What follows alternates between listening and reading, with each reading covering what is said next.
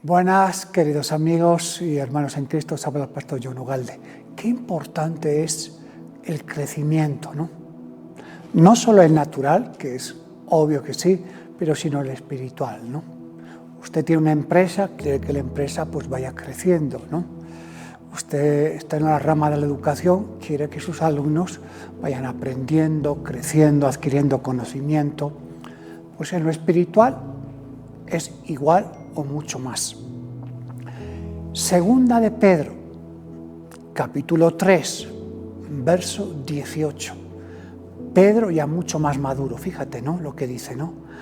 Antes bien, o sea, fíjate, ¿no? Creced en la gracia. Está bien, incluso en la gracia hay que crecer. Y en el conocimiento de nuestro Señor y Salvador Jesucristo. A Él sea la gloria, ahora, hasta el día de la eternidad. Amén. Claramente el apóstol Pedro aquí nos dice, mira, ustedes y yo también tenéis que crecer. No es algo opcional. Si usted ha aceptado a Jesús en su corazón, usted nace de nuevo, quiere servirlo. Usted dice, bueno, ya soy salvo. Su nombre ya está escrito en el libro de la vida, pero eso no significa que automáticamente se convierte en un cristiano maduro, ni en un pedazo de pan. Algunos dicen, eso viene con el tiempo, entre comillas. En la vida cristiana hay niveles. Uno es ateo, está lejos de Dios, a su bola, no cuenta con Dios para nada, o cuando hay un problema. Luego simpatiza igual con la palabra, con los creyentes, se introduce un poco más, se hace un creyente, asiste a una congregación, estudios bíblicos, y dice, bueno, ya soy salvo, soy creyente, ya estoy muy bien, o dice, bueno, ¿hay más? Sí, puedo ser un discípulo de Jesucristo. Y también puedo ser un amigo de Jesucristo, que son graditas un poquito más altas y con más compromiso. Entonces, si no te ves lo suficientemente maduro, no le eches la culpa a la iglesia, al pastor, a los diáconos, sino es algo que tú individualmente también tienes que madurar. Una cosa es como cuerpo, como congregación, como iglesia, está bien, pero como individuo, como persona, usted y yo, obviamente, tenemos que ir creciendo también, siempre, constantemente, ¿no? Entonces, no solo se trata de crecer en la gracia y tener conocimiento, sino, eso es una buena parte. Algunos suben y aprenden mucho de la Biblia, teóricamente, pero no han madurado espiritualmente. Entonces, cuando no hay un crecimiento espiritual, es que hay una enfermedad, hay un problema. Sabemos que cuando Dios quiere usarnos, primero nos va a tratar, nos va a usar, pero quiere tratar primero. ¿Con quién nos va a tratar? Con hermanos en la fe, familiares, amigos, el jefe de tu empresa, un compañero de trabajo. Y tú dices, bueno, que estoy queriendo avanzar más con las cosas de Dios y tengo más luchas, tengo más problemas, tengo más dificultades. Y dices, bueno, ¿y esto cómo es? Es que Dios te está tratando. Y a veces usa a ese tipo de personas para tratar tu vida, ir moldeándote, sacando lo peor de ti para ser tratado e ir transformando tu vida. Fíjate, ¿no? Sobre todo si anhelas crecer espiritualmente, ¿no? Entonces, si anhelamos las cosas de Dios, dice, buena cosa deseas, o sea, es algo que es bueno, que tienes que avanzar y no se os olvide que las obras de la carne van a estar ahí queriendo hacerte retroceder. Entonces las obras de la carne tienen que ser menos y las obras del Espíritu Santo a través tuyo tienen que ser más. Por eso, fíjate, cuando Josué, en el libro Josué, entró en Canaán, Moisés ya fallece. Él entra, cruza el río Jordán, los sacerdotes, las aguas se abren, se introducen, mandó 2 espías, retornan y dicen, bueno, vamos a por esta ciudad gigantesca, Jericó. Murallas gigantescas, pocas armas, no eran soldados, sino estrategias espirituales usaron para derribar Jericó. Fíjate las estrategias espirituales, lo importante que son, y a veces ni siquiera le damos forma ni valor. El caso es que esas estrategias espirituales, consultando con Dios, resultan, Jericó cae a la primera, cuando Dios le dice las 7 vueltas, el shofar, etc. Ahora no es tiempo para contar eso, pero era la primera ciudad que era imposible humanamente conquistarla.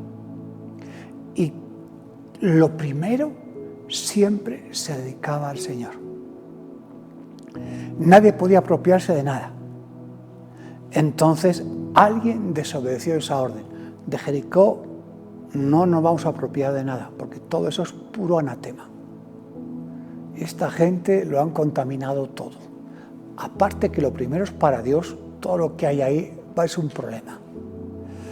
Y un hombre llamado Acán, posiblemente con su familia, pero él, entonces codicia unos vestidos finos seguramente, caros, vio plata, vio oro. Entonces dijo, esto me lo puedo apropiar, nadie se va a dar cuenta, no es para tanto, oye, es un desperdicio dejarlo ahí, ¿no? Lo recojo y lo voy a ocultar debajo de mi tienda. Entonces, nadie lo vio, entre comillas, lo hizo en la sombra. Entonces, decimos, como no me ha visto nadie, no soy un ladrón, o sea, soy un ladrón si me cogen, si no, no lo soy. Esa es nuestra mentalidad, ¿no? Entonces, es justo la mentalidad contraria a lo que Dios quiere de nosotros, ¿no? Entonces, este señor, pues, silencio, nadie se da cuenta, la vida pasa, seguimos, vamos a la congregación, levanto las manos, estoy en el grupo alabanza, soy ujier, voy con los jóvenes, apoyo, sigue todo normal, nadie me ha visto, además, finjo muy bien, no es para tanto, he pedido perdón al Señor además, o sea, todo lo hemos acomodado. Entonces Josué dice, esta conquista ha sido un éxito, vayamos a por la próxima. Vamos a por una ciudad pequeña que se llama Jai, pequeña. Vamos a mandar muchos menos hombres, muchas menos personas. Como el Señor me ha prometido que todo lo que pise la planta de los pies va a ser mía, avancemos, los manda y resulta que, oye, ¿cómo es? Nos han ganado la batalla, encima hay muertos. Retornan y entonces, ¡wow! ¿Cómo es esto? Y Josué se pone tan desanimado, se irrita tanto, dice, bueno, si Dios no nos apoya, mejor retornamos para atrás. Y entonces consulta con Dios y le dice, mira, Josué, ubícate un poco, ¿vale? El tema es que hay pecado en el campamento. Mañana a primera hora vamos a pasar revista, coloca a toda tu gente y yo te voy a decir quién es el culpable de este anatema. Y señaló directamente a Acán. Cogieron a Acán, a su familia, él confesó, está aquí todo lo que he recogido y es disciplinado y sacan el anatema y empezaron a seguir conquistando, ¿no? Qué bueno es preguntar a Dios, ¿no? Preguntar qué está pasando. Señor, lo que estoy haciendo, te estoy agradando, no estoy teniendo éxito, hay algún problema en mí, de mis compañeros, de mis hermanos, hay algunos que no están consagrados, ¿qué está pasando, no? Fíjate, ¿no? Otro ejemplo, el rey Saúl, el primer rey de Israel. Un rey que lo tuvo todo, humanamente hablando. Lo que no tenía era temor a Dios, que es lo principal. Tuvo al mejor profeta de su tiempo a su lado, Samuel. Pero se confundió de enemigo, se obsesionó de ir contra David, en vez de ir contra los filisteos, los amalecitas, los amonitas. No, se iba con la persona que le apoyaba, que le respaldaba. Entonces, fíjate, aunque él buscaba poco de Dios, pero estaba Samuel, que él buscaba, y lo que Dios le decía, pues mira, Saúl, por aquí, por allá, cuidado, no sé qué, tú no buscas, pero el profeta buscaba a Dios. Bueno, está bien, eres un burro, pero bueno, el profeta te saca y te guía. Y fíjate, ¿no? Llevó este hombre, Saúl, este rey, al país a la ruina. Su país fue a la ruina, su vida fue a la ruina y su familia fue a la ruina. Y acabó suicidándose. Esa falta de crecimiento, de búsqueda de Dios, de madurez, nos hace tomar decisiones muy equivocadas. Por eso, cuando usted o yo me niego a crecer, cuando yo no me esfuerzo, cuando rechazo el trato de Dios, mal asunto. Mal asunto. Pones en peligro todo lo que tocas. Cuanto más te acercas a Dios, te das cuenta que tu pecado, que tus debilidades, tus falencias, eso tiene que haber una respuesta. Es tiempo para la obra de Dios. Demasiados creyentes dedican mucho tiempo a su empresa, a su trabajo, a su emprendimiento y poco tiempo, incluso poco tiempo de calidad para las cosas de Dios. Para las cosas de Dios y para la obra de Dios están cansados, llegan tarde, no le echan ganas, pero para lo suyo les ves que les echan muchas ganas. Entonces, ¿de qué amor de Dios me estás hablando? De ninguno, porque no hay. Jesús dijo, yo edificaré mi iglesia. O sea, no es algo instantáneo, no es algo inmediato. Edificar, eso puede tardar años. Así, el cuerpo de Cristo, nuestro crecimiento no es instantáneo, pero debemos crecer. El Señor siempre va a incitarnos a crecer. Y eso se va a notar en tu carácter, tu relación con los demás, con tu relación personal con Dios.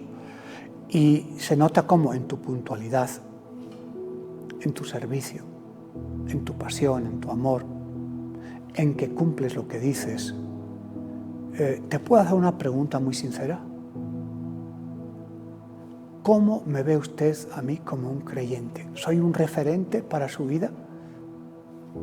¿Cómo me ve usted? ¿Uno más del montón? ¿Uno que dice y no hace? ¿Uno que habla y luego hace todo lo contrario? Pregúntale a mi esposa, a mis hijos, a mis consiervos, a mis compañeros.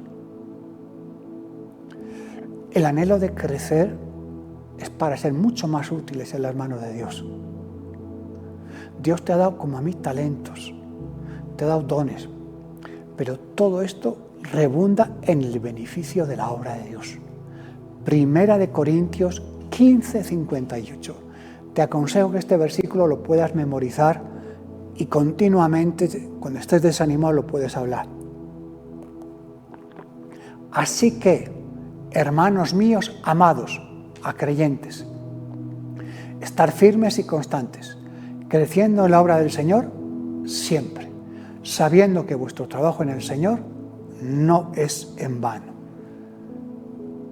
Hermanos míos amados, ir creciendo cuando siempre, firmeza, crecimiento, constancia, está diciendo, en medio del día a día, de la prueba, de la dificultad. Los que confían en el Señor son como el monte de Sión, que en él se mueve y permanece para siempre. Para crecer debemos ser constantes en lo que haces. No que comiences y a mitad de camino lo dejas, porque no le das valor. Nuestra fe debe ser probada constantemente, creciendo. ¿Cómo creces? Siendo firmes y constantes. No el domingo soy firme y constante y el martes ya se acabó todo. La carne siempre y el maligno se van a oponer a nuestro crecimiento. Y van a poner siempre obstáculos. Pero usted, que vaya a una congregación, no eres un gran problema para el reino de las tinieblas. Es más, si usted es un tibio, un impuntual, al diablo le conviene que usted vaya a la congregación, porque usted va a contagiar esa tibieza y esa impuntualidad a la gente. Y eso le conviene mucho. Que contagies tu mediocridad. Así, más gente se va a acoplar a eso. Y te va a dar trabajo, cansancio, deudas. Te va a quitar las ganas de orar, de buscarle. Y que entres en ese ciclo. Que seas no tanto frío, mejor tibio. Que no seas caliente tampoco. Que seas un mediocre. Así no te das mucha cuenta y normalizas tu estado. Te voy a dar 9 causas que yo he buscado, así rápido, que puede ser que tengas alguna enfermedad espiritual y que estás impidiendo que usted crezca. Número 1, falta de disciplina personal. Veo infinidad de creyentes sin disciplina personal. Poca oración, poca meditación y poca práctica de la palabra. Mucho bla, bla, bla. Así difícilmente vas a crecer, difícilmente vas a madurar. Un deportista, un futbolista, uno que juega al básquet, uno que hace maratón, cualquier deportista, ni siquiera de élite, primero se abstiene de ciertos alimentos, de ir a fiestas, de ciertas cosas. Entonces, si tú estás involucrado en la obra de Dios y no estás creciendo, y seguramente un problema de estos puede ser, número 1, falta de disciplina personal. 2, no te involucras en la obra.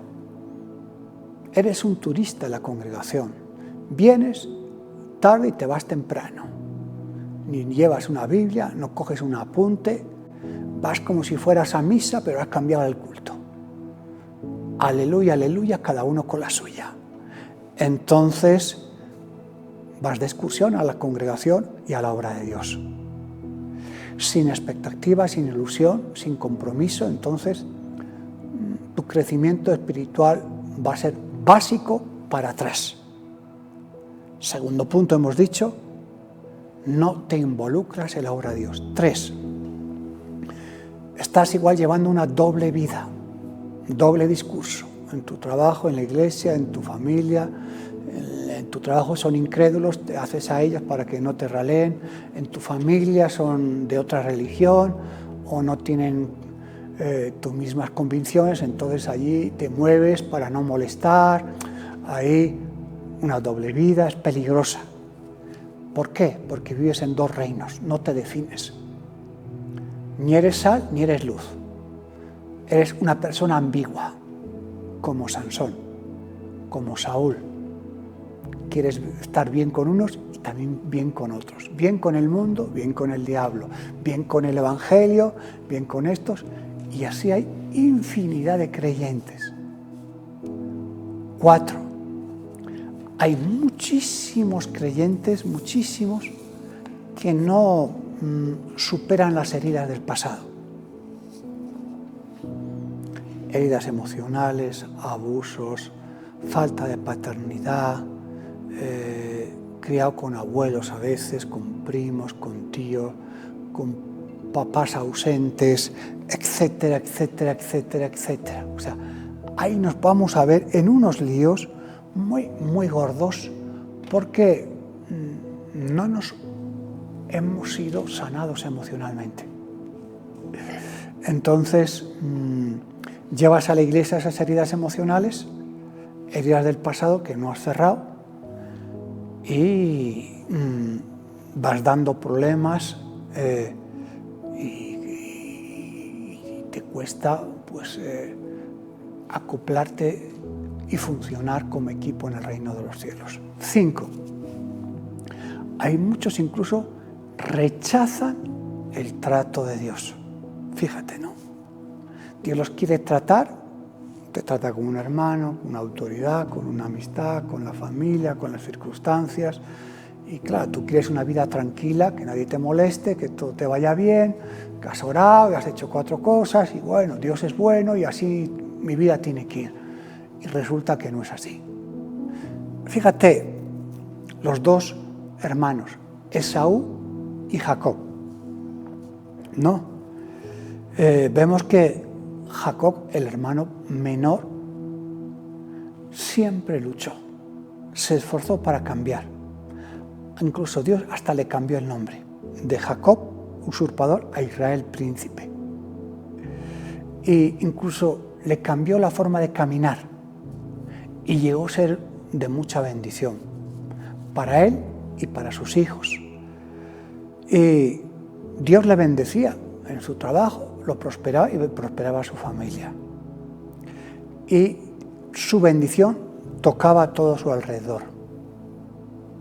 Usted puede enseñar a perdonar genuinamente, pero si usted no es genuino y no lo has hecho,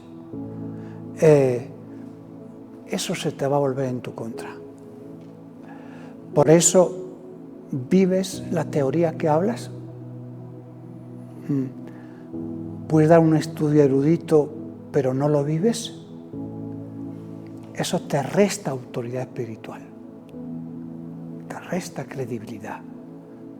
Entonces te creas esa máscara y ves una vida tan feliz rechazando el trato de Dios. Y listo. Esaú nunca cambió, nunca. No valoró las cosas espirituales, no tenía intención de crecer espiritualmente, lo que quería era cazar, trabajar, sus carnalidades, el fútbol, el gimnasio, el trabajo, la buena casa, el buen carro, allí, ¿no? Anhelo espiritual, ninguno. Incluso vendía su primogenitura con tal de comer y de satisfacer sus deseos carnales. Jacob dijo, no, yo no deseo estas cosas, anhelo otras cosas más. El problema es que igual usted no anhela nada de eso tampoco. 6. Hay mucha falta de metas. No saben ni a dónde apuntan. No ganan almas para Cristo. No tienen disciplina. Son cristianos del montón, que van y vienen y no pasa nada. 7. Falta de crecimiento espiritual muchas veces por frialdad espiritual. La iglesia de la Odisea se enfrió de tal modo que dejó de ganar almas aparte, dejó de tener pasión. Por eso Pablo dice a Timoteo, aviva el fuego del don de Dios que hay en ti, que fue puesta por la imposición de las manos del presbiterio. O sea, continuamente tenemos que andar avivando, calentándonos en la palabra y en la presencia de Dios. 8. Otro impedimento es el materialismo. La gente va detrás de la plata, del dinero, del confort, de la casa nueva, que todo es lícito obviamente, pero hay mucho materialismo dentro del cuerpo de Cristo. Y 9, la falta de amor hacia Dios. Fíjate, ¿no? El amor a Dios es rito, es palabra para afuera, pero sin testimonio y sin frutos para nada. Y 9, también, fíjate, Simón Pedro, ¿me amas? Apacienta las ovejas. Da la vida por mí. Simón Pedro, ¿me amas?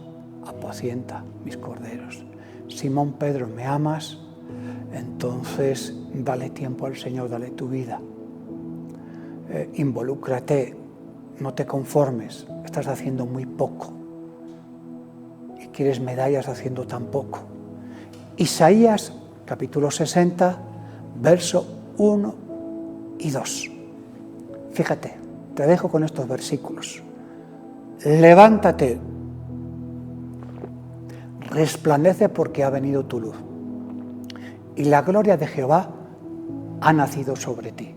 porque he aquí que tinieblas cubrirán la tierra y oscuridad las naciones, mas sobre ti amanecerá Jehová y sobre ti será vista su gloria. Isaías 41:10 te dejo también. No temas, porque yo estoy contigo. No desmayes, porque yo soy tu Dios, que te esfuerzo. Siempre te ayudaré, siempre te sustentaré con la diestra de mi justicia. Fíjate. Juan, capítulo 14, verso 27. Te voy dando ya las últimas pinceladas. La paz os dejo. No es ausencia de guerra. Mi paz os doy. Yo no os lo doy como el mundo la da. No se turbe vuestro corazón y tenga miedo. Fíjate, ¿no? La paz de Dios. Y 2 de Timoteo 1:7, para acabar, te dejo con esta promesa. ¿Por qué? Porque no nos ha dado Dios espíritu de cobardía, sino de poder, de amor y dominio propio. O sea, lo que Dios da es poder, amor y dominio propio. Eso es lo que viene a través del Espíritu Santo. Entonces, si usted anhela crecimiento espiritual, aquí es donde usted tiene que acercarse a la presencia de Dios, meditar en su palabra, obedecerla y empezar a practicarla. Todos necesitamos estas recomendaciones. Un fuerte abrazo y que Dios te bendiga.